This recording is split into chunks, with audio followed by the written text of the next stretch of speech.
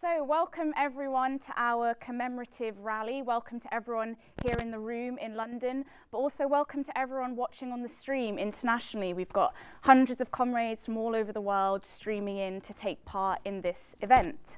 So it was on this day 100 years ago that Vladimir Lenin, the great Marxist, revolutionary and leader of the Russian Revolution, died. And ever since then, for 100 years, there has been a sustained campaign to slander him and distort his ideas.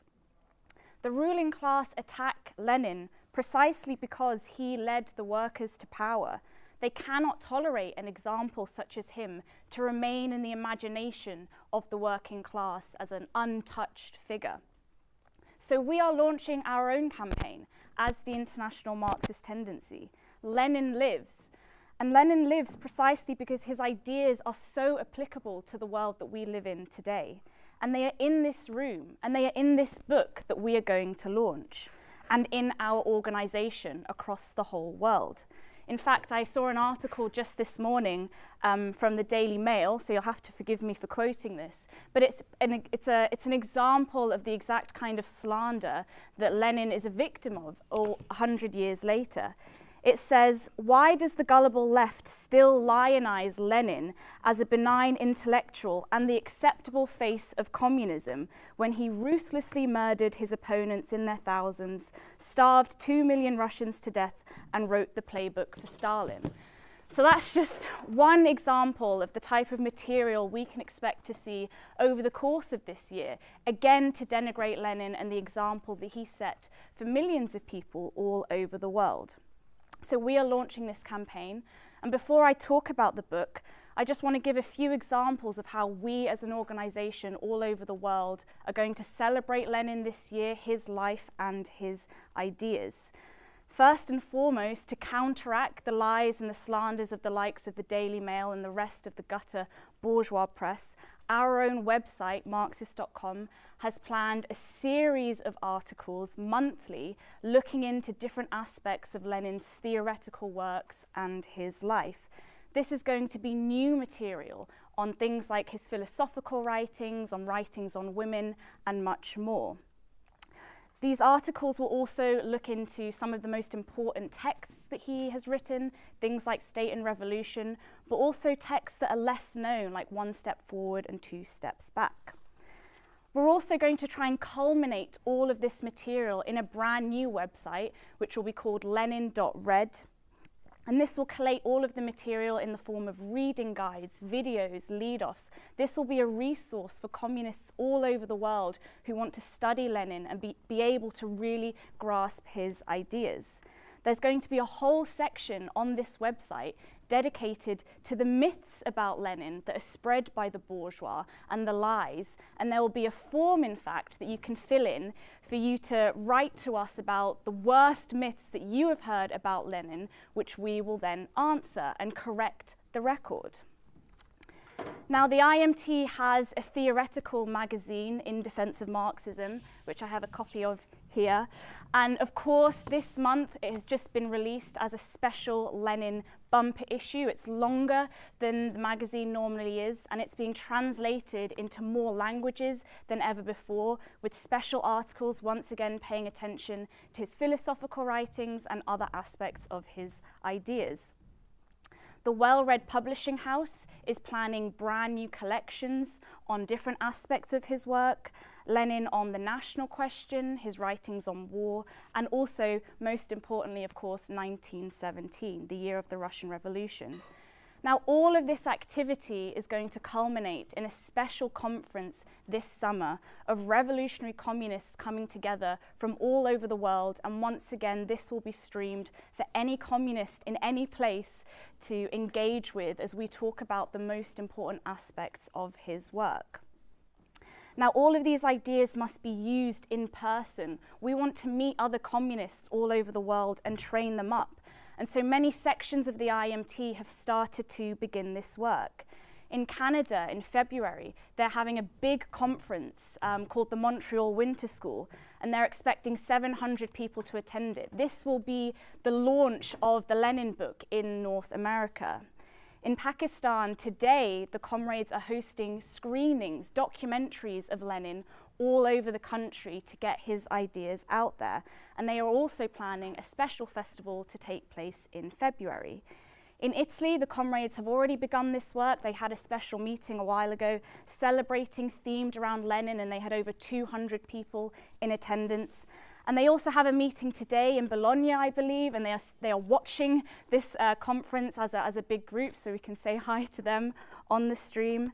In Sweden, the comrades have launched a fantastic campaign titled Do Like Lenin, where they're filming themselves, filming the activity of communists in practice. So recently that has involved, of course, intervening passionately in the Palestine protests to raise communist demands there. And also this morning in Sweden, I believe they've had a walking tour, a radical walking tour, and they are also watching the stream as a watch party now, so we can also say hi to them. There's lots of different festivals basically all over the world in all the major places celebrating and defending Lenin and his legacy, and more of them will be coming up throughout the year. The Are You a Communist campaign, which has already had huge successes all over the world, is going to be renewed this year with Lenin's face as well as Marx's, so you're not going to miss the Leninists and the IMT in any major city where we are present. So the IMT is showing that Lenin is alive through our activity and through our publication of this book and the ideas that are contained within it. To arm ourselves with these ideas, we are launching this book everywhere we can. And we're pleased to say that we've already sold over 4,300 copies of the book, in fact. In this session now, we're going to hear from the co-authors of the book, and that is Alan Woods, the editor of Marxist.com, and Rob Sewell, the editor, well, the former editor of Socialist Appeal, the current editor now of The Communist, our upcoming publication in the form of a newspaper. And then we will finally hear from Ben Glinietsky, who's the National Secretary of the IMT in Britain. So to start us off today, I'd like to introduce Rob Sewell. Thank you.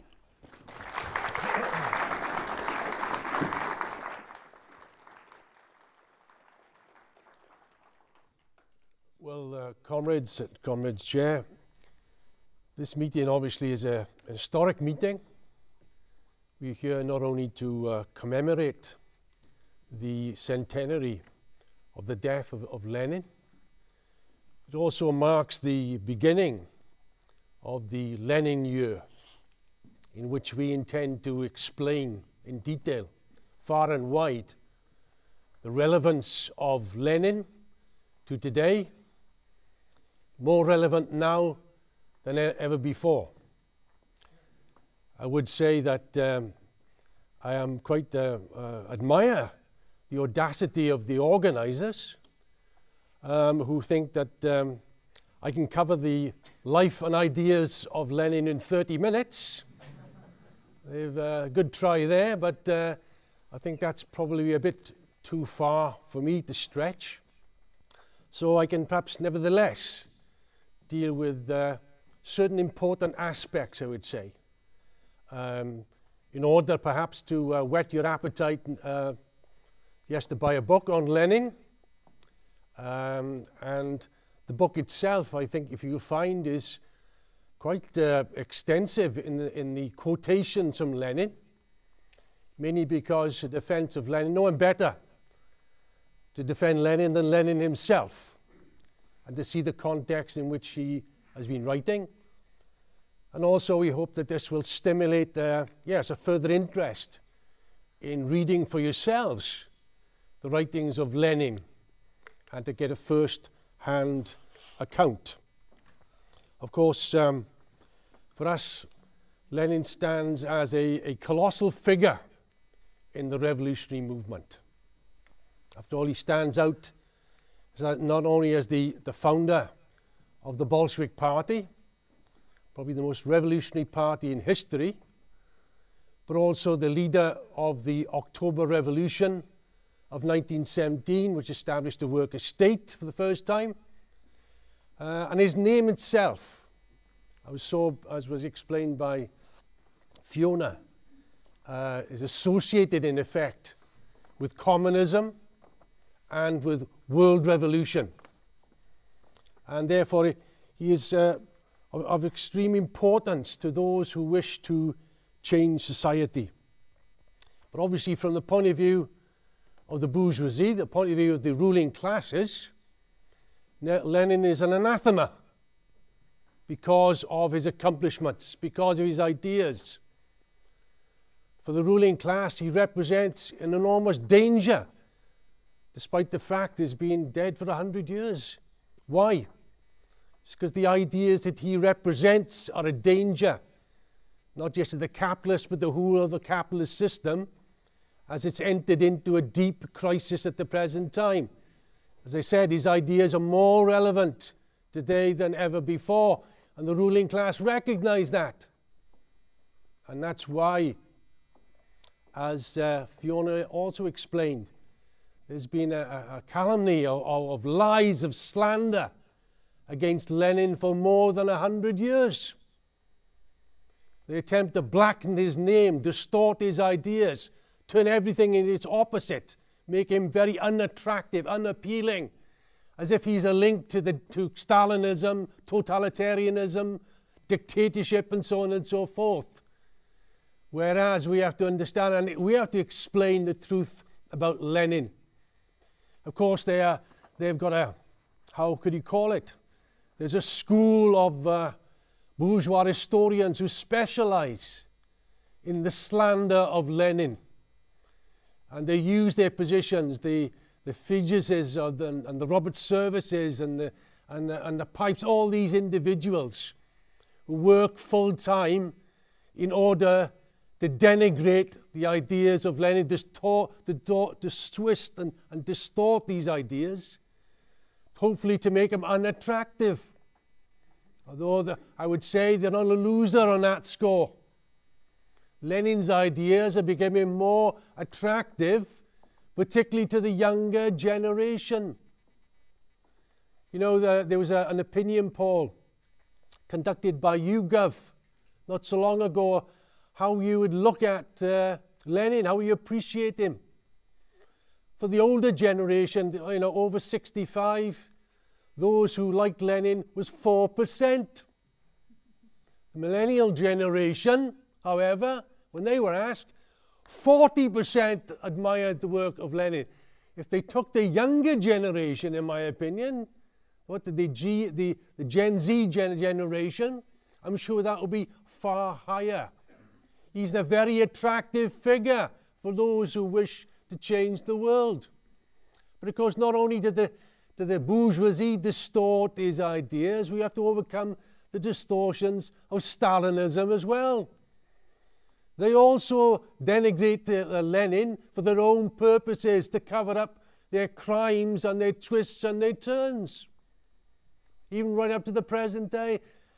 I read the articles put out yesterday by the Morning Star, the so-called communist paper. And I must say, all those articles are, it's a denigration of the ideas of Lenin. When you read them, you think that Lenin was a Russian nationalist. They mention all sorts of things, hodgepodge of ideas, some correct, some incorrect, all sorts. And they leave out one little detail, one small detail. The world revolution. As if that was not the central point of Lenin himself. In fact, you had, I think her name was Professor Mary Davis, who's on the executive of the British Communist Party, who said that, Lenin came back in 1917, armed with the April thesis to create a socialist state, full stop. Of course, Lenin was not a nationalist, but an internationalist. In fact, when he came back from exile and was at the Finland station in April 1917, you had the leaders of the Soviet came to meet him, the social revolutionaries and the Mensheviks, and he turned his back on them and turned to the workers, the soldiers, the sailors who would come to greet him. He said, I welcome you in the name of the vanguard of the world revolution. That was his message. And he concluded, I have the speech here, "Long live the worldwide socialist revolution." That is the essence of Lenin. That is the essence of Leninism, this internationalism. Why? If there was a country in the world in 1917 that you could choose where you would have a proletarian revolution, I'll tell you one thing, you would never pick Russia. Because of the backwardness, the fact the industrial working class was 3 million strong. The mass of the peasants, 150 million peasants, is extremely backward. But of course, capitalism broke at its weakest link. And what the Bolsheviks did, what Lenin did, was to carry out their revolutionary duty. To carry through the revolution, not as simply a Russian revolution, but as the beginning of the world revolution. That was the whole essence of it. You could never build socialism in a backward country on the basis of semi-feudal conditions. On the contrary, the material basis for a new society, for communism, for socialism, only exists on a world scale, created by capitalism. That's an ABC for Marxists. But of course, Stalinism distorted all that with the idea of socialism in one country. And the adoption of that theory, that Trotsky explained that later on. You adopt that theory, and you'll see the national and reformist degeneration of the Communist International and the Communist parties. Exactly what has happened. Lenin was an internationalist. He understood, in fact, they held out in this besieged fortress, and he was prepared to sacrifice the Russian Revolution for the victory of the revolution in Germany. Why? Because Germany was at the center of Europe, and it would spread the revolution worldwide. Internationalism was the core of Lenin and of Leninism. And we stand on that internationalism, not on the national ideas of building separate countries of socialism. What an abomination of an idea. And we have to understand, of course, that Lenin, this great man, yes, who stands out. In fact, he came to Marxism with a struggle, by the way. And once he understood Marxism, he embraced it fully and understood that these ideas had to be not just learnt or read about, they had to be studied, they had to be conquered. And I would say that for young comrades who are coming to these ideas, conquer them for yourselves. Learn, understand these rich ideas, which are the ideas of Marxism and the word scientific socialism. But Lenin didn't see them as a dogma. On the contrary, they were seen as a guide to action. That was the whole point. But Lenin realized that the building of a revolutionary movement, of a party, could only be based upon revolutionary theory, the bedrock of a party. And that was, if you're going to build a Marxist party, it must be built on the bedrock of Marxism, which is the science of understanding of revolution itself. And that's why he explained as early as 1902 that a revolutionary movement can only be based on revolutionary ideas, on revolutionary theory. And that was the principle on which he tried to build the Bolshevik Party and then of the Communist International. However, you could say that he also showed enormous flexibility in relation to this. Even in a backward country like Russia, he understood the importance of the working class as the only revolutionary class in society. And that was the fundamental difference, by the way, later on in the split between Mensheviks and Bolsheviks, which was a split in 1903 over an organization, over the composition of the editorial board. But in essence, deep down, there were deeper, more political, not seen at that time, which would emerge later, political differences. and that was in relation to who would lead the Russian Revolution, where the Mensheviks took the view, as it was a bourgeois revolution, then the bourgeoisie should lead it, and the workers should be subordinate. Whereas Lenin's position was, on the contrary, the bourgeoisie will play a counter-revolutionary role, and that the only revolutionary class in Russia was the working class. And they would be the vanguard in the overthrow of Tsarism. Trotsky actually went even further and said that, yes, the working class will lead it. It can come to power, first of all, in a socialist revolution, which actually occurred in 1917. He had a bit more of a clearer vision, if you like, at that particular time. But Lenin understood the importance of building the Revolutionary Party, perhaps more than any other Marxist at that time. But on the other hand, did it by understanding theory, but flexibility and understanding how to connect with the working class. And therefore you see a change from Lenin, who argued in 1903 for a very firm, a solid organization, a tight membership, to when it came to the revolution in 1905 of open up the ranks, open up the party, win over the youth, be audacious. In other words, he understood the need to connect when it was important to connect. He also understood the value of the experience of the working class. Soviets, which had never been heard of before, workers' councils being created by the Russian workers. And Lenin explained they could be the embryo of workers' power, a new workers' government. He saw in the movement, the real movement of the working class. Trotsky also agreed with that idea. But in 1905, the revolution lasted practically a year.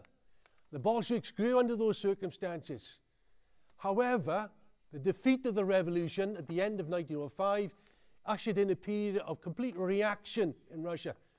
I mean, unbelievable reaction, where people suffered, they committed suicide, they were completely in a blind alley. It was the collapse of the party in many respects.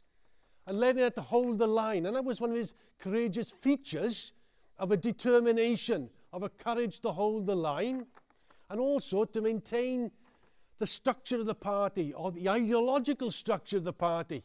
In other words, not to be buffeted around by events, because at that time you had various tendencies emerge, ultra-left tendencies, and also opportunist tendencies, which he fought against and tried to keep the Bolsheviks on the straight and narrow.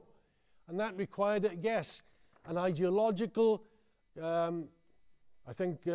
struggle within the party against tendencies which had taken it in various directions, and hoping that on the basis of holding things together, holding the cadre together, on the basis of a change in the circumstances, they could take advantage of the situation, which came in 1912, where you had the massacre of the workers in the Lena goldfields, which opened up spread enormous resentment everywhere, a revolutionary movement everywhere. And Lenin at that time took the audacious view that the Bolsheviks should establish themselves after many attempts to fuse with the Mensheviks over these years, an impossibility. Why? Because the Mensheviks represented reformism and the Bolsheviks represented revolution.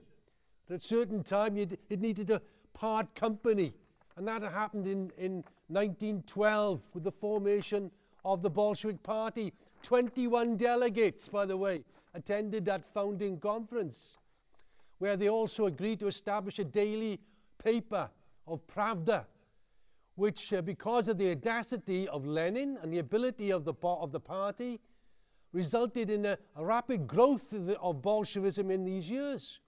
4/5 of the reading working class in Russia supported the Bolsheviks. By 1914, barricades were being put up in Moscow. There was the beginnings of another 1905 revolution. But that was cut across by the First World War, which brought things to a head, clarified issues, as is all. War does clarify things. And because of that, you had the betrayal. the open betrayal of the leaders of the social democracy who had succumbed to opportunism, who then succumbed to chauvinism, of nationalism. And we saw the disintegration of the International. In the words of Rosa Luxemburg, it was reduced to a stinking corpse. But Lenin had the audacity as well to strike out for the future, even in his dark days. The need for a third international, not to reform the old international, a new international based on revolutionary socialism, based on the ideas of genuine Marxism. And in those years of war, which is dark years, if you like, where workers were killing each other, Lenin held together the cadre, trained it up in the fundamental ideas of internationalism above all else, produced documents and books like Imperialism and so on, and was preparing for a break in the situation. War was preparing revolution at a certain point. And that broke out, as we know, in February in Russia in 1917 rather. And that was a culminating point. Because yes, Lenin changed his ideas, abandoned the old idea that we're looking for a bourgeois revolution. Now it's time to fight for a socialist revolution. Exactly the same conclusions that Trotsky had come to earlier. Trotsky also, who didn't understand fully the clarity of the need for the party, also learnt the lessons in these years. And you have a coming together of Lenin and Trotsky joining the party and the whole prospect then of world revolution. Russia was the beginning of the world revolution. Of course, we haven't got time to go into all these aspects clearly, but it showed the flexibility, the courage, the determination, and the clarity, if you like, and honesty. If you read Lenin's writings, what strikes you is the honesty of the man. He doesn't brush things under the carpet.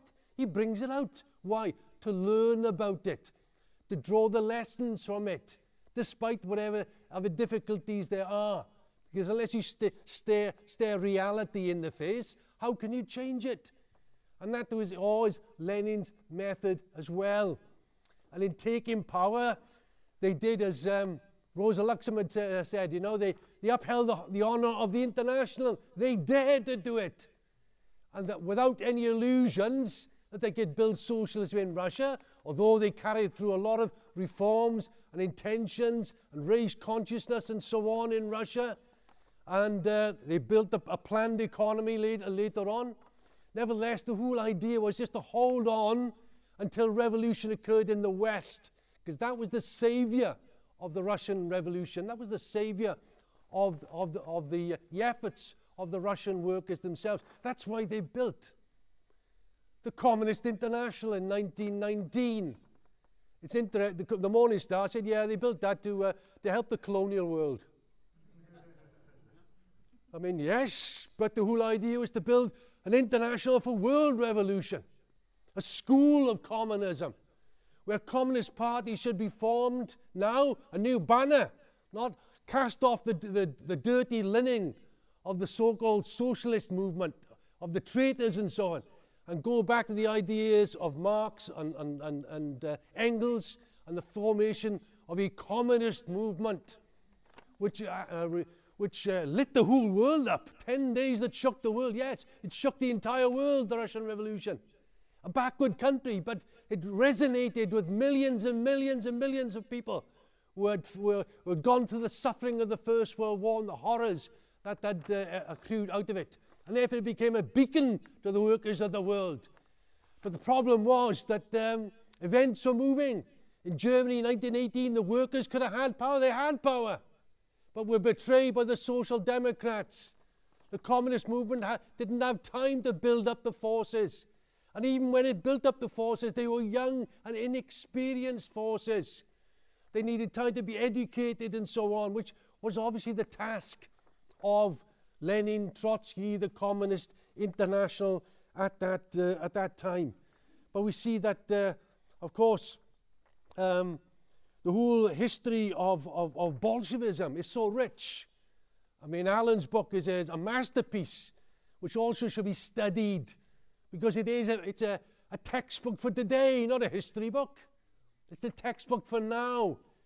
And Lenin looked back in 1920 and reviewed the whole of Bolshevism. Why was Bolshevism so advanced? And he said the reason for that was the peculiarities in Russia of underground work, of legal work, of semi-legal work, all the different facets that hadn't been faced in the West. The fact that the leadership had to go into exile and therefore open to greater ideas and experiences. All those things were a factor in the development of the Bolshevik Party and also of Lenin. Lenin wasn't created Lenin, wasn't born Lenin. He made himself. He consciously developed himself for the role of what was needed as a leader of the Bolshevik Party itself. And we should look up to those particular lessons that are accrued in that particular way. Unfortunately, as I said, the revolutions abroad were betrayed by the leaders of the Social Democrats. As a consequence, you had an isolated revolution surrounded by imperialism, attacked by 21 foreign armies, a civil war, a devastation, if you like, and they were holding on with their fingertips. The best communists went to the front. They were killed. This was the tragedy of the situation, the lack of communist parties elsewhere that could also lead a revolution, because there were many revolutionary situations, including in Britain, in France, a whole number of countries. But it was leadership, the party that was missing. That was the element, the negative experience of the German Revolution, was they didn't have a Lenin, didn't have a Bolshevik Party. They didn't have leaders who were capable of carrying this thing through to the end. And as a consequence, you have a degeneration within the revolution. Lenin thought the revolution, if it didn't spread, would be doomed. It would be doomed, given the backwardness of the economy, the backwardness of Russia. The only lifeline they had was international revolution. That's where they saw it. And we saw the rise of the bureaucracy, those who could read it, the old officials coming back, or the old czarist officials and so on, taking places and so on in the state, in the apparatus. If you like, the working class being, even as you say, even atomized because of the terrible conditions that they were imposing at the present time, at that time. And yet, with this degeneration, Lenin's last fight is against bureaucracy. It's interesting, the Morning Star quotes better fewer but better, but never quotes the real essence of the struggle against the bureaucratic degeneration of the revolution, where Lenin's last words were to remove Stalin as the general secretary. In other words, what they wanted to do is to fight the bureaucracy that was taking power out of the hands of the working class. Lenin managed to organize that fight in conjunction with Trotsky, his co-leader of the revolution. But unfortunately, by 1920, late 22, this illness and then the strokes of 1923 took him out of the battle. He couldn't finish the battle. And therefore, you had if you like, his legacy was then just twisted by Stalin and the Stalinists to justify their policies. In other words, Menshevism in reality, the two-stage theories. The only person to defend the fundamental ideas of Lenin was Leon Trotsky and the left opposition, who were able to analyze Stalinism, the role of Stalinism, its counter-revolutionary nature, and defending the genuine ideas that we represent here today. Not the distortions, the real Lenin, the real Leninism, the real Marxism, because that's what it really is. In other words, the real ideas that we hold, which are necessary for us to understand, to grasp, to lay the basis, yes, for building a party, as Lenin did, a Bolshevik party on the principles of theory and understanding. But we have to have determination. We have to have courage. I remember reading a conversation between Lenin and Trotsky in 1919, where the counter-revolution was surrounding the whole, the small area that they controlled. And he said, well, what happens if we lose Petrograd? And Lenin said, we'll retreat to Moscow. Yeah, what happens if we lose Moscow? We'll retreat to the Urals and beyond, he said. There's materials, and we can rebuild. We'll retrain, we'll re-educate, we'll reconquer. In other words, show the determination, the courage that was necessary at that stage. We have to learn a bit about that. You know, we have to learn also not just the ideas, but this determination and courage to carry things through to the end, to have faith in the working class, faith in the ideas of Lenin, of Bolshevism, faith in ourselves, because the greatest test is to come in the next period of building these ideas. There's a massive transformation of consciousness coming. We must connect with it. We have to build it. We have to carry through what was begun by the heroes of the movement, the people that we stand on the shoulders of Marx, Engels, Lenin, Trotsky, and in that way prepare the ground, yes, for the international proletarian revolution, the victory thereof. Thank you.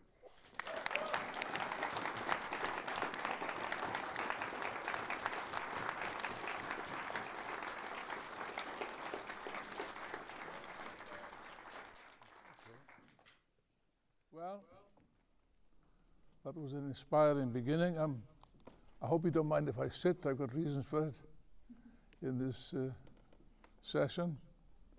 And the subject which I've been asked to speak on is the relevance of Lenin today. That's an interesting question. And some people might say, they will say, well, didn't Lenin die 100 years ago? What possible relevance could these old ideas have for us? Yes, many have that opinion, including the leaders of the so-called communist parties, which Rob just mentioned. You see, I am conscious of the fact, I see this all the time. We live in an age where it's not fashionable to speak about old ideas. People want new ideas, don't they? New theories, new socialism, and so on. Socialism of the 21st century, somebody tried to maintain. Well, see, the problem is that there's a this is fashionable, yes, you know. People want new ideas, modern ideas, dare I say it, postmodern ideas. Yeah, that's an interesting thought. Now, the question is this. There's a slight misunderstanding here, I believe. You see, an idea is not necessarily good because it is new, nor is an idea necessarily bad because it is old. Let's think of an example, any example. I'll give you an example now. The example of an object, an everyday object, which is called the wheel. I think you've all heard of the wheel, haven't you? I believe you have, okay. So you probably use some of those to get here today. Now the wheel, if you didn't know it, is a very, very old idea. It's a very old, one of the oldest inventions known to the human race, very old, thousands of years old. And yet, for thousands of years, believe it or not, the wheel has accomplished its purpose quite effectively, carrying us, you and I, and from A to B. No complaints. Now, what would you say to some bright spark, there must be one, that will come up and say, hey, hang on a sec, the wheel, that's old-fashioned, that's old hat. Let's invent a new wheel, a modern wheel, a postmodern wheel. Yes, no, I'm sure of it, you can be sure. Now, I ask myself the following question. What possible shape would this new postmodern wheel have? Would it be square, triangular, oblong? I don't know. What I do know, and I do know this fairly clearly, this so-called new wheel will not carry us 1 single millimeter along the road which we've chosen to travel.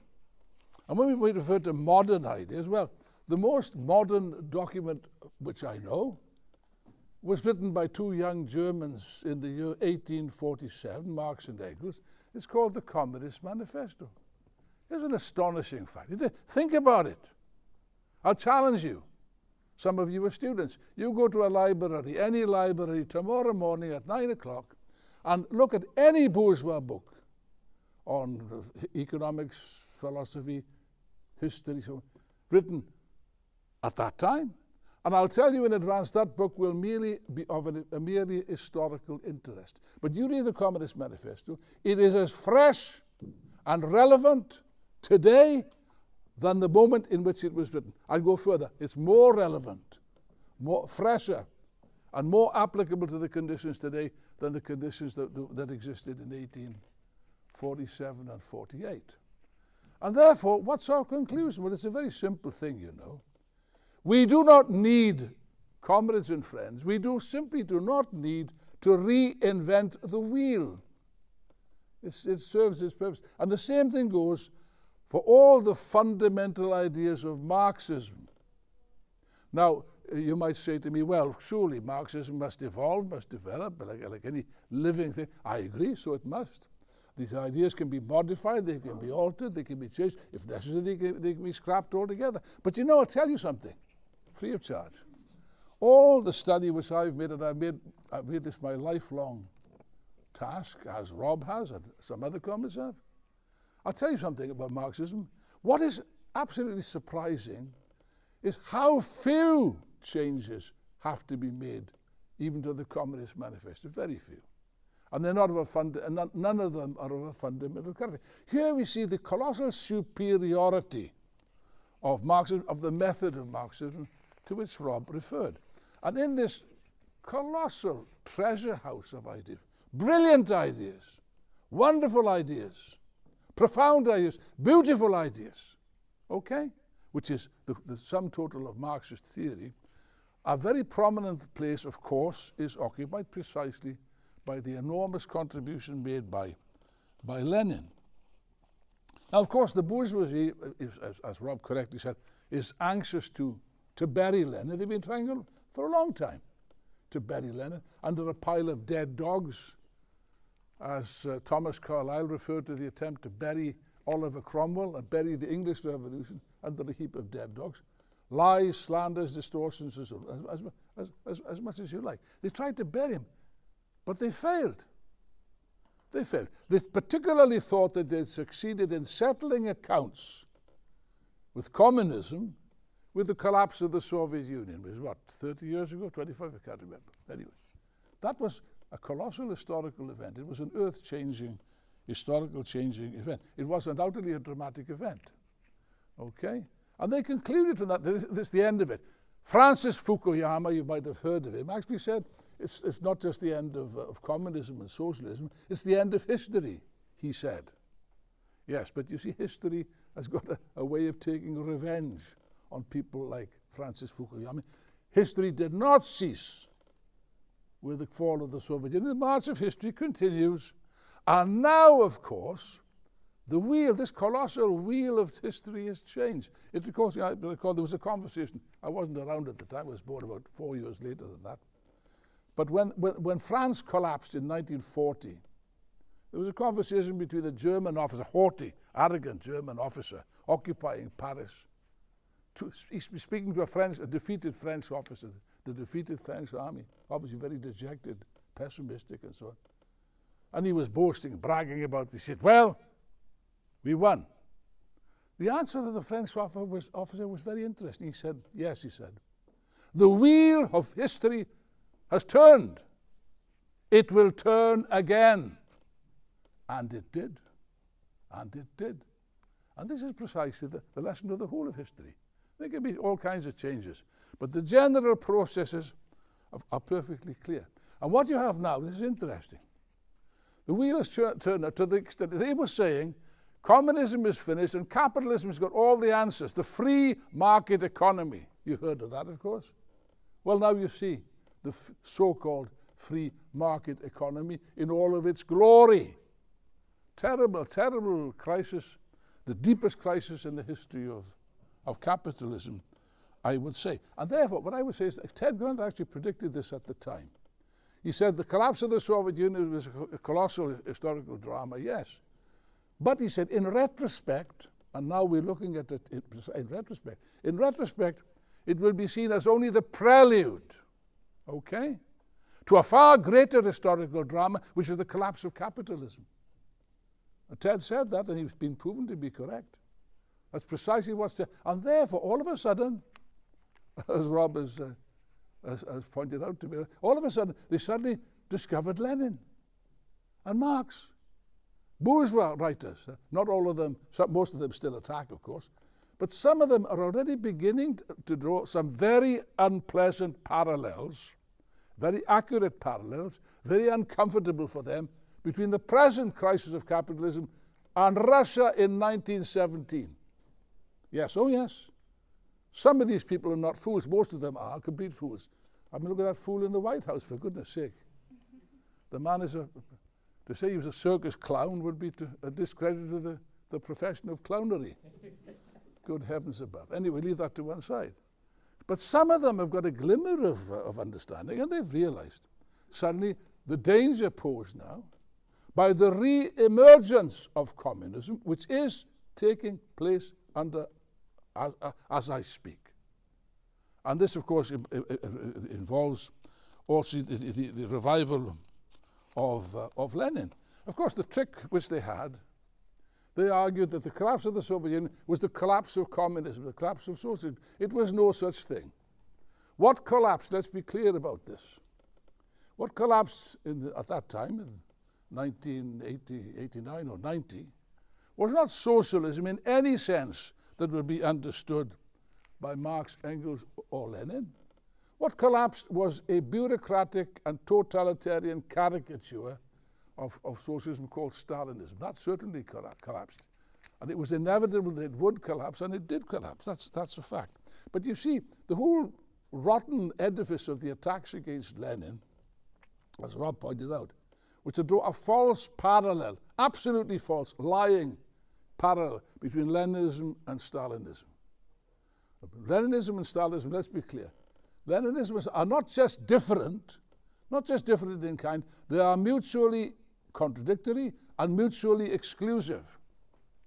There's a river of blood which separates Leninism from Stalinism, and that must be understood. And now, of course, there's the beginnings of a backlash against the capitalist system and all of its works. There's some quotes from the book. There's this chap, that was quite interesting. There was, believe it or not, a bankrupt Icelandic businessman called, I think, Orn Svavarsson or something like that, was demonstrating outside the parliament in Reykjavik in 2008, and he was quoted as saying an interesting thing. He said the following, this is a businessman, okay, a bankrupt businessman, that's true. For the first time in my life, I have sympathy with the Bolsheviks and with the French revolutionaries who set up the guillotine. For the bankers, I assume. And we say, amen to that. You know, but these ideas, in other words, even among the ruling class, some people are beginning to get the message that these ideas are valid and they are dangerous. Now, to refer to the relevance of Lenin, well, Rob dealt with that very adequately, I thought very well in his opening remarks. You see, Lenin, the man is dead, of course, but nevertheless, he left behind a colossal legacy, a very valuable legacy in his writings, which in the English edition amounts to about 45 volumes, I think. In Russian, it's more than that. It's big, thick volumes. I think it's about 55 volumes, yes. And even that's not quite complete, you can be sure. But nevertheless, this is a colossal heritage, which, of course, is a very important thing which we have to defend. Now, when you deal with Lenin's contribution, what is Lenin's great contribution? Well, it's often said it was the creation of the Bolshevik Party. Well, that's correct. That's correct. And the Russian Revolution, that's also correct. Without Lenin, these events would not have taken place. And yet, you see, it's correct, but from that assertion, taken in isolation, you can draw erroneous conclusions, one-sided conclusions, you see. And that is that, yes, Karl Marx was a brilliant thinker, it is true, but Lenin was the practical revolutionary who carried out the revolution and built the Bolshevik Party, and that is false. Radically false. It is an insult to the memory of Lenin to describe it in any sense as a practico. That was Stalin's role, actually. No. Lenin was also a great theoretician as much as Marx and Engels, who devoted his life, as Rob very well explained, he devoted his entire life, as Rob said, to a thorough, profound study of all the basic works of Marx and Engels, and beyond that, Hegel, classical writers. I'll come to that a bit later on. But his whole life, actually, was one long learning curve, colossal learning curve, starting with his earliest youth, passed through some terrible experiences with the execution of his brother. He was executed as a terrorist and so on, the persecution of his family. But in addition to that, he learned. There was the early struggles, which Rob referred to, the struggle against the economists, so-called. Some of the sects today remind me very strikingly of the economists. I won't mention any names for fear of offending somebody's feelings, you know. But nevertheless, the struggle against Bernstein and the revisionists. And by the way, here's an interesting idea. Lenin's ideas, Lenin made a very great contribution to Marxism through his works. There's no question about it. Some of them are quite original and so on. But it would be wrong to try to refer to Leninism as something that is separate and apart from Marxism. That is false. That was the idea of the Stalinists. They put forward this idea for their own purposes. No. Lenin, by the way, the word Leninism was never used in Lenin's lifetime. And if it had been used, he'd have been furious. I'm certain of it. He would have been horrified.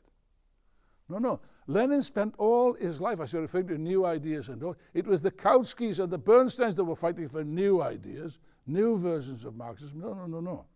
Lenin was all the time defending the old ideas of Marx and Engels against the revisionists. That was his point. And he maintained that position. Trotsky also, by the way, maintained that position until he died. So that's an important point to understand.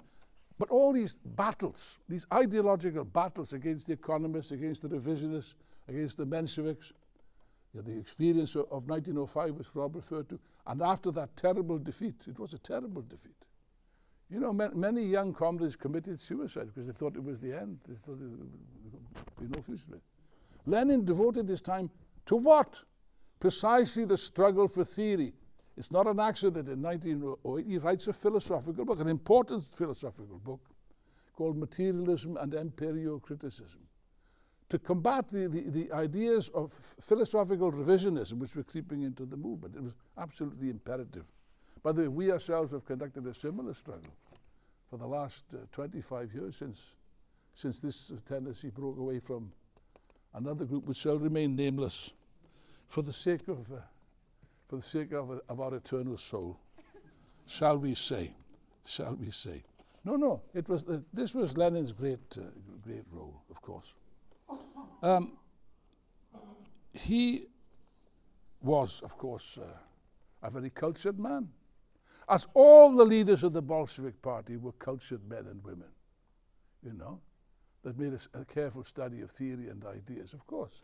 He could speak foreign languages, as Rob says, as a result of his several exiles abroad. He could speak fluent German, tolerable French. I believe he could speak some English, but probably not so good because he wasn't so long in Britain. But that enabled him to read the works of Marx and Engels in the original in German, which he did. Not only that, the works of Hegel. Now that's interesting, to show how the passion which Lenin had for it. He had a passion for theory, a passion for these ideas. He had a thirst for ideas. Just imagine this.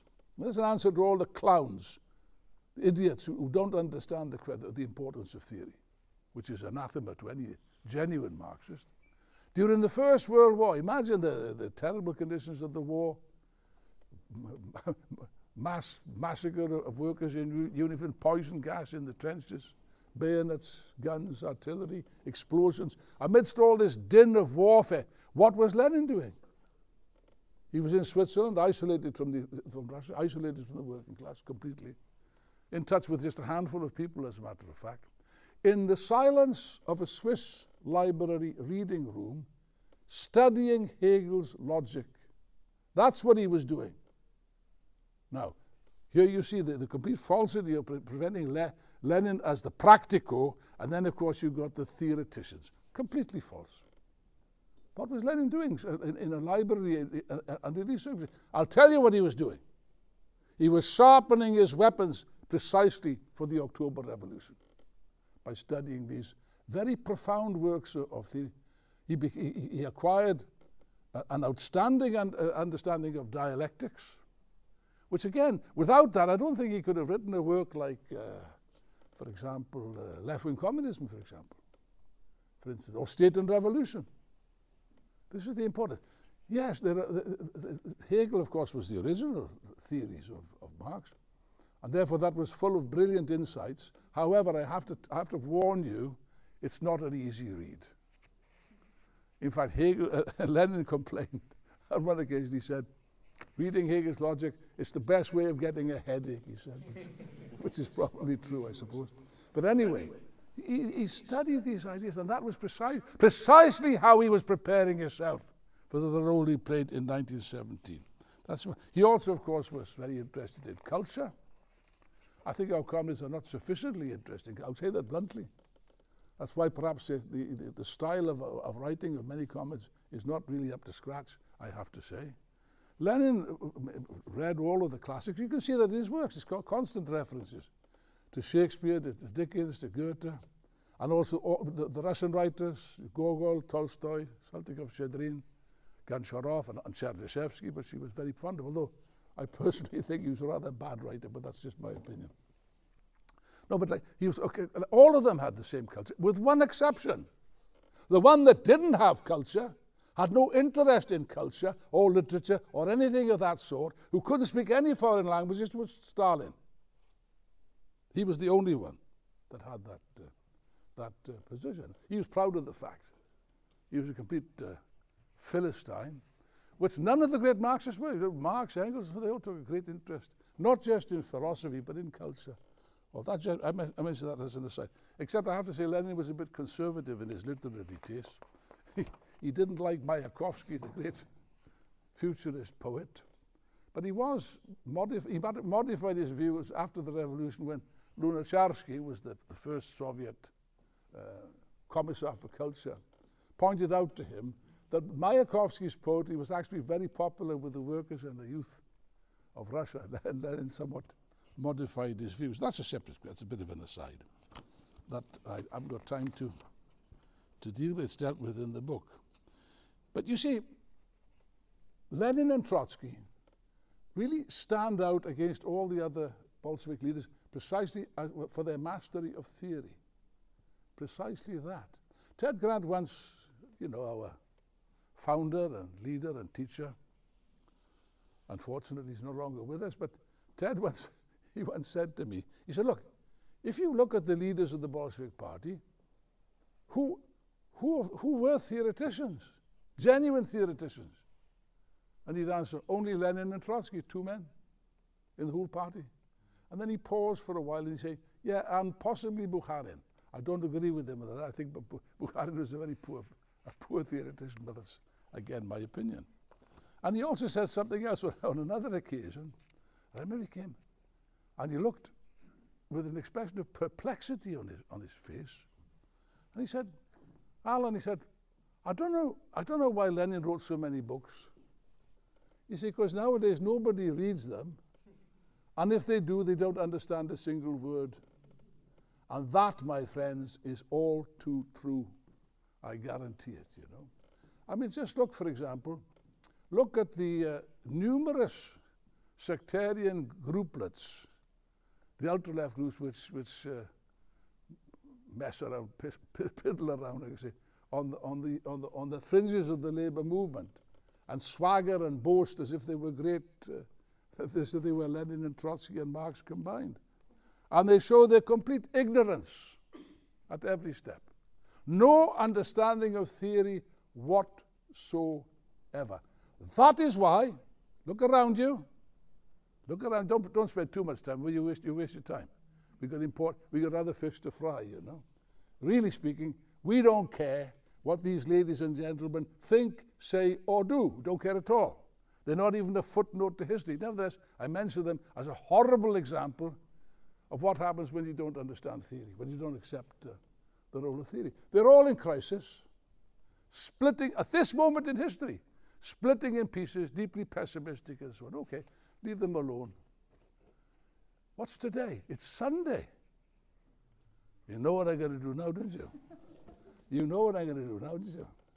I'm going to quote one of my favorite books, the Bible. And the Bible says, like unto, this is talking about the sects now, like unto the foolish man who builded his house upon the sand, and the wind came, and it blew upon the house, and the rain, and it fell upon the house, and the house fell, and great was the fall of it. There we are. We mustn't be like that foolish man. We must be like unto the wise man who built his house on the rock, and the wind came and the rain, and it blew upon the house, and the house fell not, because it was founded upon a rock. Very wise words. Very wise words from the good book. And what is this rock? Well, of course, Jesus Christ was referring to the rock of religious faith. Now, we have no need and no interest in any such thing as religious faith. We are materialists, and therefore I take it that we're also atheists. But there we are. That's just an aside. Yes, our rock is not religious. Our rock, the rock upon which we must build our house, the only firm foundation for it is precisely Marxist theory. The solid rock of revolutionary theory. That is the basic lesson, actually, of all of Lenin's work and all of Trotsky's lesson, all of Trotsky's life also. Now, the main thing is this. These marvelous ideas are beginning now to circulate widely to get. They're of interest because there is a new generation. Because, first of all, the period is such. Comrades, we must understand this. We have now entered, it's not a perspective, not tomorrow or the day after tomorrow, I'm talking about now. The world has now entered into the most turbulent, stormy period in the entire history of humankind. I said that some years ago, and I think a Swedish comrade objected. He said, well, what about, you can't say that. I said, can't, I just did say it. You can't say that. I said, well what about the fall of the Roman Empire? Now, the fall of the Roman Empire was a pretty stormy and turbulent period, I must admit. But that only affected a small part of the terrestrial globe. This affects the entire surface of the world. All countries are drawn into this. And it is, yes, a far more profound crisis than at any time before. And this now begins to enter people's consciousness. Human consciousness, we know, is very conservative. It always was conservative since the day we lived in caves and dressed in skins. You know, people are afraid of change. Change is dangerous and so on. That's why workers don't automatically accept. Some of our communists don't understand this. They will not automatically, gladly accept what we are saying, that you need a revolution. They think, well, that's perhaps a bit too advanced, or perhaps you're going too far, perhaps you're asking for too much, and so on. It takes time for the seriousness of the crisis to penetrate the consciousness of the masses, but that is already occurring. There are many symptoms of this. There's no two ways about it. And it's shown in a number of things. I think Rob mentioned the polls, which I've got the figures here somewhere, but I don't know if I've got time to read them. Poll after poll shows that there's a layer, particularly of young people, that now consider themselves not to be left. So the word left actually begins to smell bad. You know, Goebbels, no, it's Goering, the German, the Nazi leader, Goering. He said, when I hear the word culture, I reach for my revolver, he said. When I hear the word left, I don't have a revolver, but I'm sorely tempted to reach for it if I had. You know, there is no left. What left? Don't talk nonsense. What left? There is no left. None at all. There's a huge vacuum now. There's never been a time, I think, in history, when the leaders of the labor movement have been so, have capitulated to such an open, blatant degree to the pressures of capitalism. That also goes for the so-called lefts. The right capitulates to the bourgeois, like Starmer. He's open, blatantly a bourgeois, more than Blair even, an open bourgeois, and so on. And then the lefts, the cowardly, vacillating lefts, because they are not Marxist, because they don't understand the need for a revolution, because in effect they agree with the right wing that you cannot overthrow capitalism. It must be done within the framework of capitalism. Once you accept that premise, you are lost. You're absolutely lost. There's no hope for you. They all have that. And therefore, they cling to the right wing. The right wing clings to the bourgeois clings to the extreme reactionaries, and the lefts, the so-called lefts, cling to the right wing. And therefore they play a pernicious role, as you saw with Corbyn. You know, I mean, he must be, no doubt I don't know Jeremy myself. I've met him a couple of times. I think he's a nice chap. Doesn't swear, doesn't drink, doesn't smoke. I think he's a vegetarian. Doesn't kick the cat, helps old ladies across the road. But politically speaking, he understands absolutely nothing. And that was shown to disastrous effect in what occurred in the Labour Party. Therefore, now people, look, young people have passed through the experience, both of reformism, and by the way, the essential thing you must grasp. The crisis of capitalism is also the crisis of reformism, full stop, end of. People in the old days, people could understand reformism. In Britain, it gives the national health and other reforms, which were significant after the war. Sure. Reformism with reforms, people understand that. But reformism without reforms, reformism without reform. And what is Starmer offering now? Eh? What's he offering? Well, he's a man of his word. You see, he's not offering anything. And when he comes to power, that's exactly what he will do. See, he's an honest man. He's doing what he said. Who understands that? What possible power of attraction has this got? None. It isn't to say people won't vote for Labour in the election, because many of them will, of course, reacting against the Conservatives. But the whole school, and also the left reforms, Bernie Sanders in the States, he sold out, supported the Democrats. Joe Biden's the lesser evil. The lesser evil. You think so? I don't think so. What lesser evil does this horrible little monster represent? I would say no more about that simply. They've passed like in Greece with Tsipras and so on.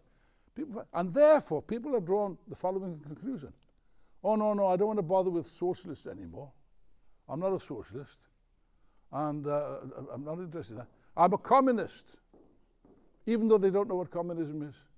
Even though they never read a word of Marx or Lenin, but they regard themselves as communists. Now, this is the starting point, our starting point, which we have to build upon. And therefore, that's where Lenin comes in. The ideas of Lenin to this generation now appear to be marvelous ideas, which they are, which give a concrete expression, a practical, realistic expression to what they feel in their hearts and souls.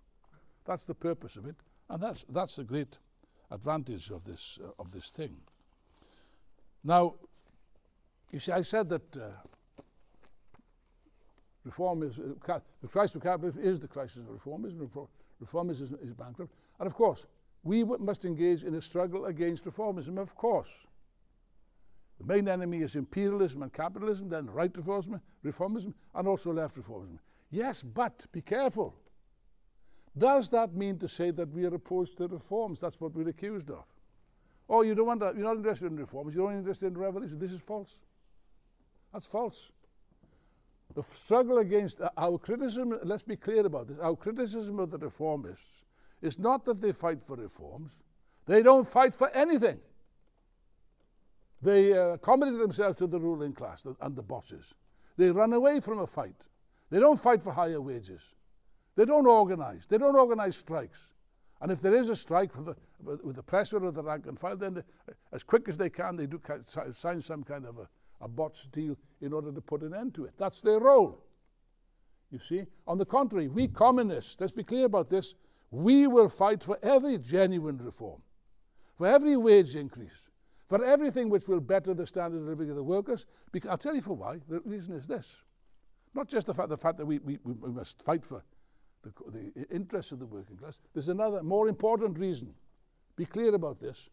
Without the day-to-day struggle for advance under capitalism, comrades, the socialist revolution is utopian. Will never take place. It's precisely through this struggle for better conditions under capitalism, that the workers acquire a knowledge of their strength, acquire the need for organization, even on the most elementary level of the trade unions. And of course, the struggle for fighting within the trade unions to purge them of the reformist bureaucracy, this crap that's on the top, that's a very important part of our task. You see, look, and there's a danger here too. Some young, enthusiastic young kids, they run around with slogans which sound very nice. Is it one solution, revolution, things like that? It sounds nice. Let me tell you something. If the task of communists could be reduced to simply bombarding the working class with revolutionary slogans, it would be a very easy task indeed. It is not. Our task is not an easy task. Even if we build up to an organization of 10,000 or more, we're talking about the millions organized in the labor movement in Britain. And Lenin put forward the idea, the first task of the Bolsheviks is not to conquer power. You read his writings in 1970, they're marvelous. Writings on tactics and so on. Our task is not to conquer power. It's to conquer the working class. That's the first task. Unless and until we're able to do that, you're not past first base, really. And therefore, we brought to the question of tactics and strategy, where there's a wealth of material in Lenin, which is extremely important. Now, you see, Rob mentioned the Communist Party.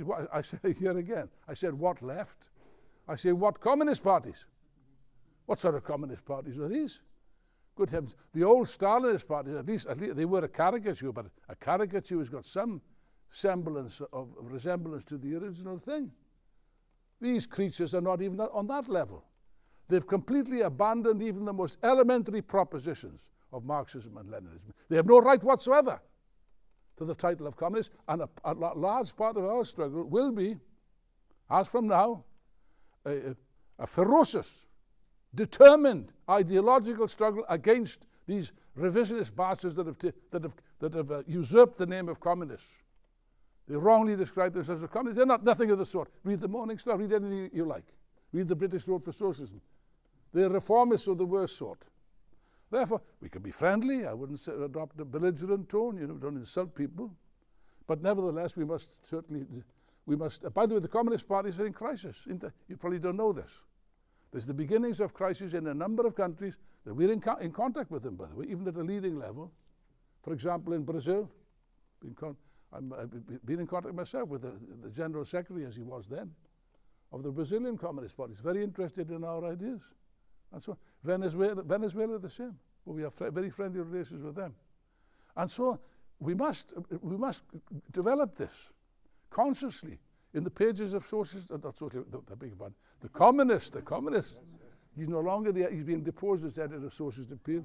About time. But he's now made the editor of the Communist, which is promotion, I suppose. He's been kicked upstairs, you see. It's good, but the communists should be directed towards the Communist Party. Go after them. Even in Britain, although they're not a big force, go after them. In a friendly communism, but firm. But ultimately, we must pose the question. The question is, not that we must pose it. The question we've thought long and hard about this. We don't take irresponsible decisions. That would be wrong. We thought long and hard about this. And the conclusion that we've come to, not just for Britain, but a number of other countries also, is that the time is ripe. The conditions, the objective conditions demand it. All these young people that are looking for the banner of communism, we must provide them with the necessary point of reference. We must become that point of reference, which will answer to their needs.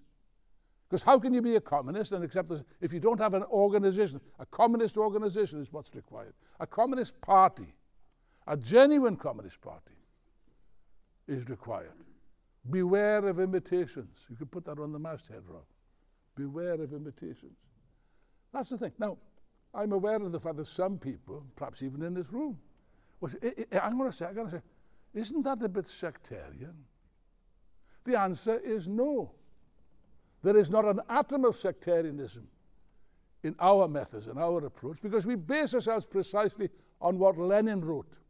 Lenin's advice, for example, which you should read, to the early communists, is marvelous work, the finest work that's ever been done on revolutionary tactics, which is Left-Wing Communism and Infantile Disorder, written, I think, in 1920, as advice also to the British Communist Party.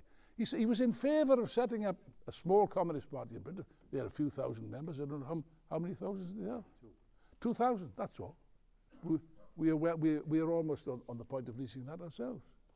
But you see, what advice did he give them? He didn't just say, set up a communist party, demand Soviets. He didn't say that. He took into consideration the concrete level of consciousness of the mass of British workers at that time who were following the reformists, the Labour Party. And his advice was, yeah, set up a communist party, put forward communist ideas, yeah, but face towards the reformist workers, the mass, who will not get with us, as he did in the Soviets prior to the Revolution of October. Face.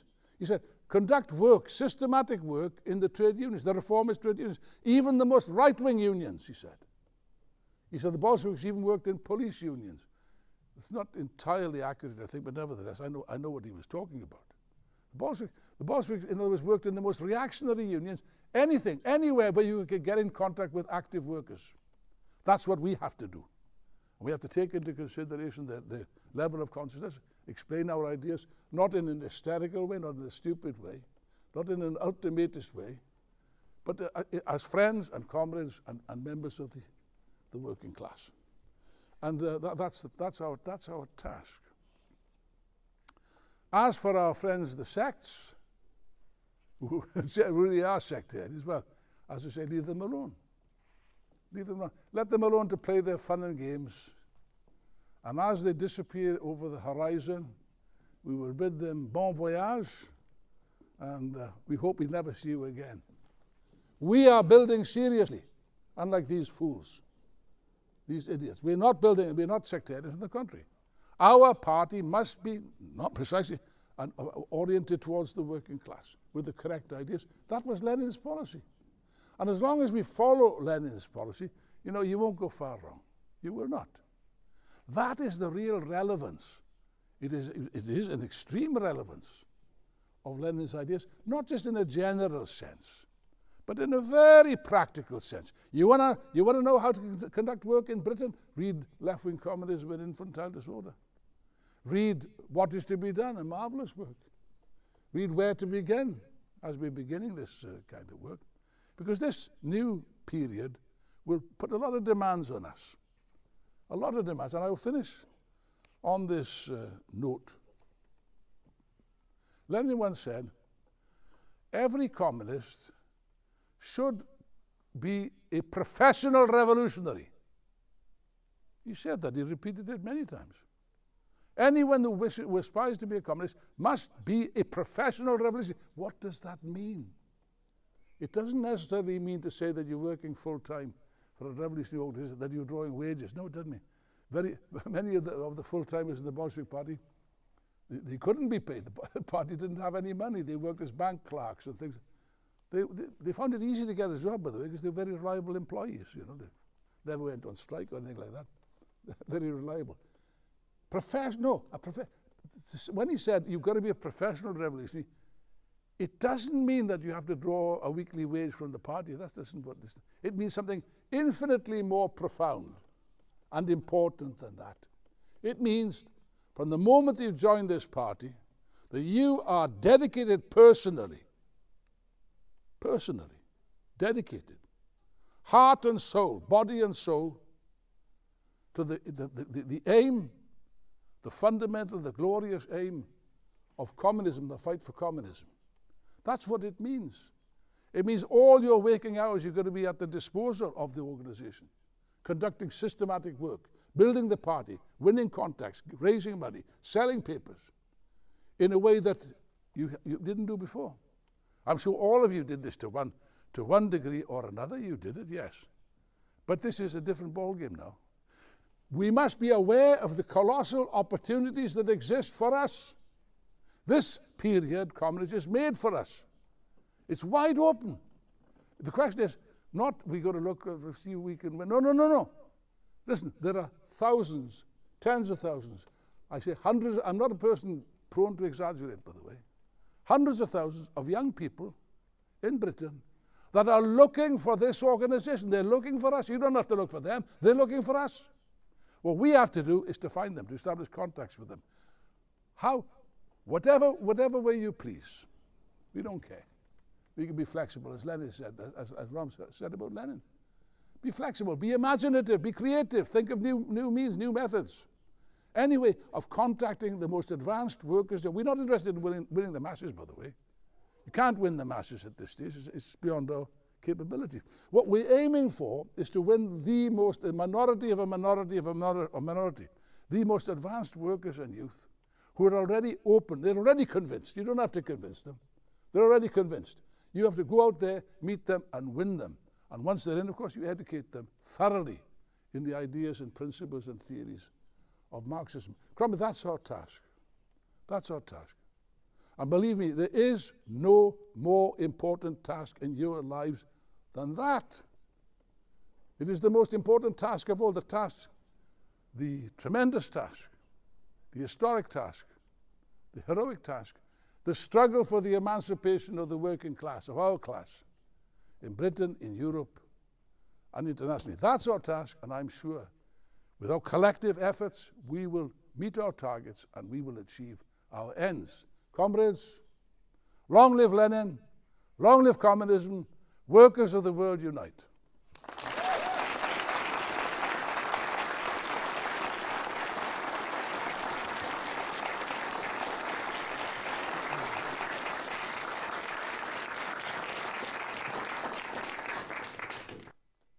Okay. Well, comrades, Lenin famously said that he who has the youth has the future.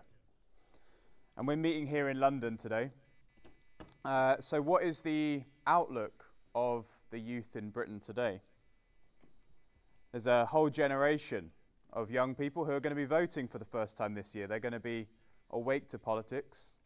And what are they going to be approaching that election or their political ideas? What is the content of those for this newest generation? Well, if you're an 18-year-old in Britain today, you were 2 at the time of the 2008 crash. Ever since you were 4, there have been Tories in power. This is the kind of world that you've grown up in.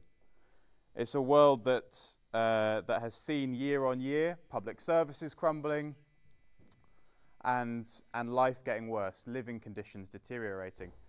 Actually, the kids' word of the year this year was climate change. Well, 2023, the word of the year was climate change. They've just lived through the hottest year on record.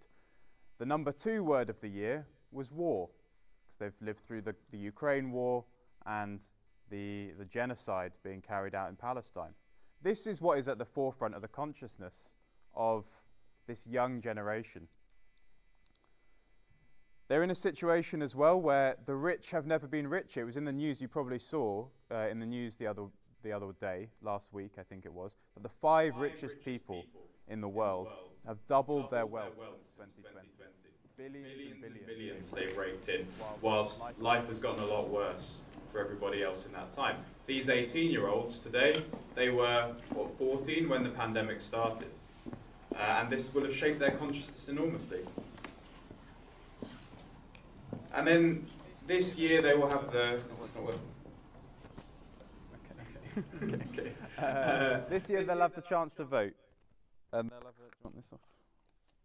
And they'll have a choice between Rishi Sunak and Keir Starmer. What a terrible, what an atrocious choice. For these kids, for whom there must be an enormous degree of anger, a certain bleakness. I mean, if you're looking at the future, when this is all you've known since you were 4 years old, just Tory governments, austerity, deteriorating living conditions, climate change, war, what a bleak prospect that is. What reference point do you have politically, industrially, even on the, in the workplaces, for example, if you're going into work? Even culturally, there is no reference point in the media anywhere of anybody standing up against all of these atrocities that have been committed systematically throughout your life as you've been growing up. And even in the recent past, there is no reference point. For these 18-year-olds, Jeremy Corbyn resigned as leader of the Labour Party when they were 13 years old. He's ancient history. And even if he wasn't ancient history, what did he actually achieve? As Alan was explaining, these reformists actually delivered nothing. They promised things, but delivered nothing. So where is the reference point for these young people as they wake up to politics? For these people, for all of us, the capitalist system today, the imperialists, the capitalist system, it stands fully exposed as being completely unable to take society forwards from where we are today, to solve any of the problems facing ordinary people. And as the capitalists are exposed, so also are the Keir Starmers, the right reformists who deliberately and explicitly offer nothing different, and the left reformists, the Corbyns who are able to deliver nothing, also stand exposed. What would Lenin do in a situation like this? Well, Lenin did face a situation, in fact, far more severe than this with the outbreak of the First World War. The imperialists, the capitalists going to war, forcing workers to kill each other in the trenches and the battlefields. And the Social Democrats, the reformists, the so-called Marxists, all lining up behind their respective bourgeois in their respective countries. An atrocious betrayal, a completely bleak picture. And what did Lenin do in those circumstances? He broke with them completely and totally and unequivocally and ruthlessly. As Rob said, he threw off that dirty shirt of socialism, of social democracy, and exchanged it for the clean banner, the clean shirt of communism. And even with a very small number, those were the ideas that he based himself on. Clearly and explicitly, we stand for communism, he said. And he led the Russian Revolution, the Bolsheviks led the Russian Revolution with those ideas and founded the Communist International. And this Lenin year, this year that we've been planning for some time to celebrate, to commemorate the ideas, the legacy of Lenin, it does coincide, happily it coincides with a political need now for us in Britain and in many countries around the world to follow in the footsteps of Lenin. And that is why we are founding, as you know, we're founding the Revolutionary Communist Party in May of this year as the British section of the international Marxist tendency. Now, there is a lot of mistrust, disgust with political parties and with politicians in Britain and in other countries at the moment. And that is a very healthy thing, as there should be. You would fully expect that, given the state of the establishment politics today. We, of course, are not founding a political party like anything that already exists, whether that's in the establishment or on the far left or anything else, the so-called left. This is a party of a new type. Our aim is not to thrash about in the gutter with these opportunists and careerists and the bourgeois professional politicians.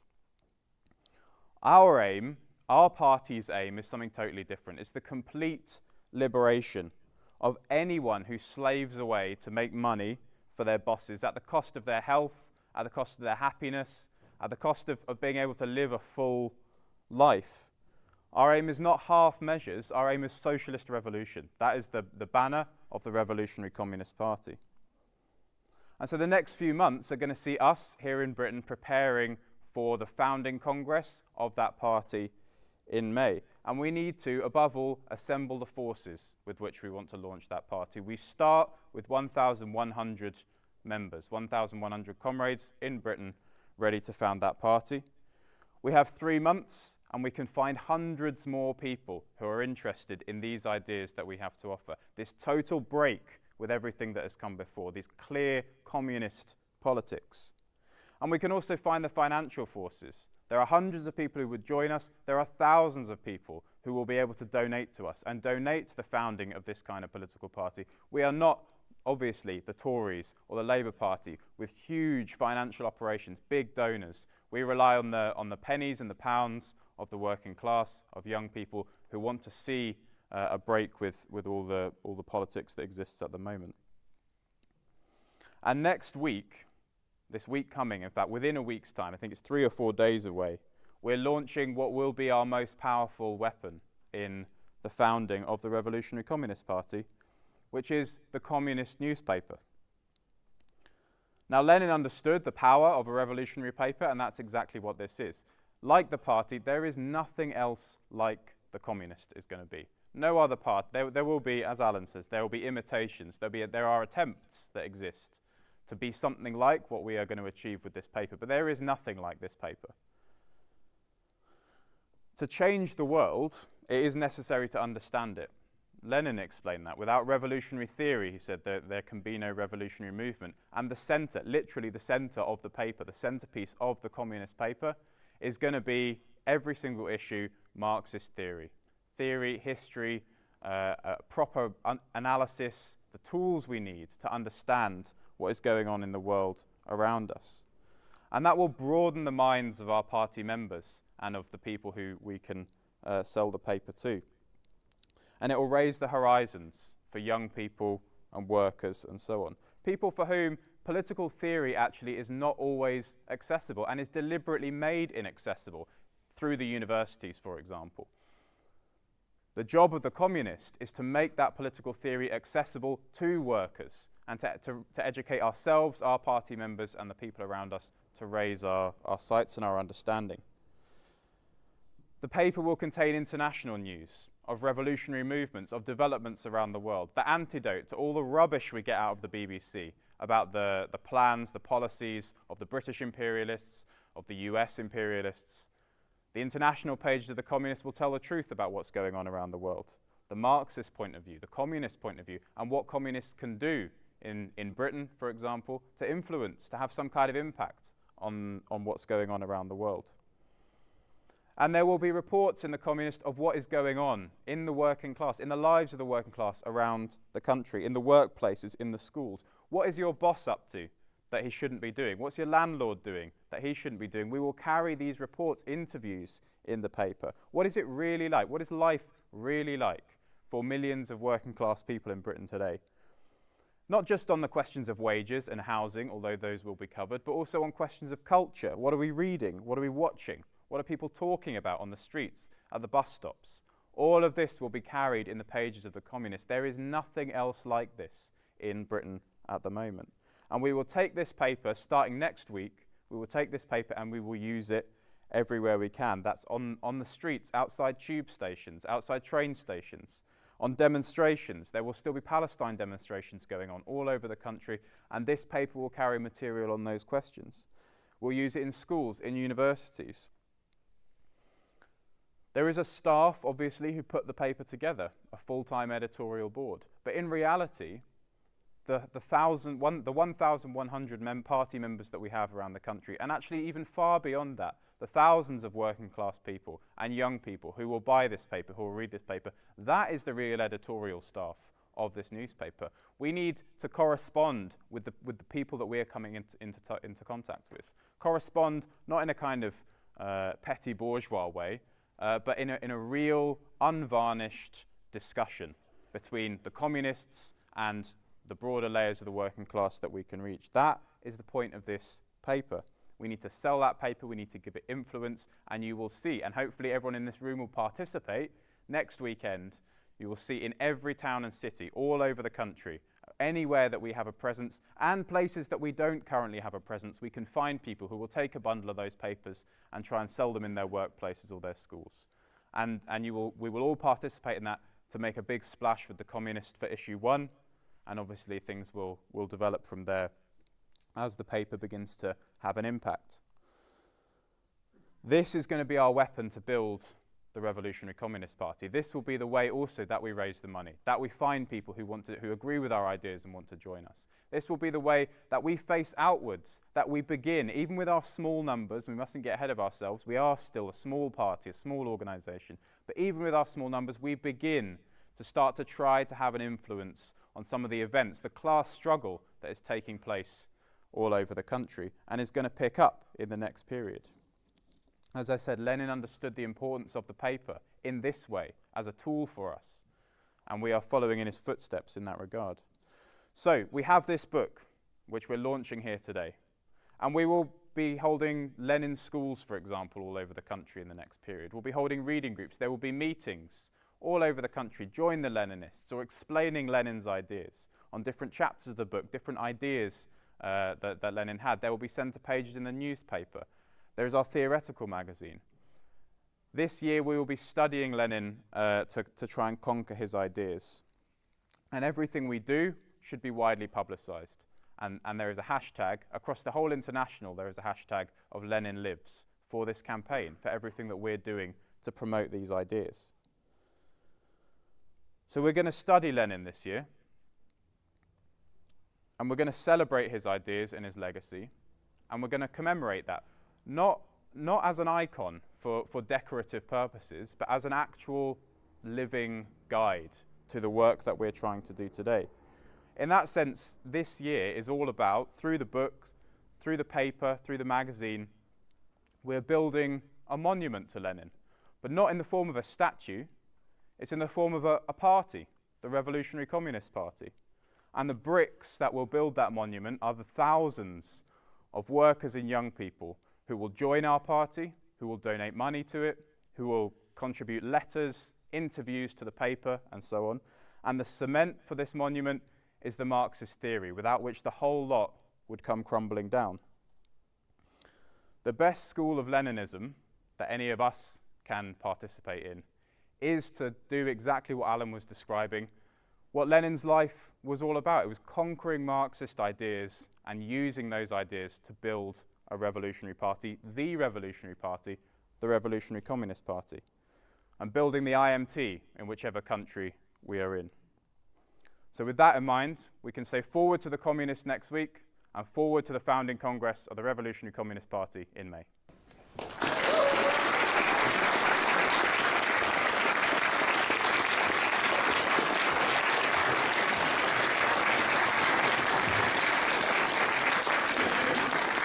Thank you, comrades.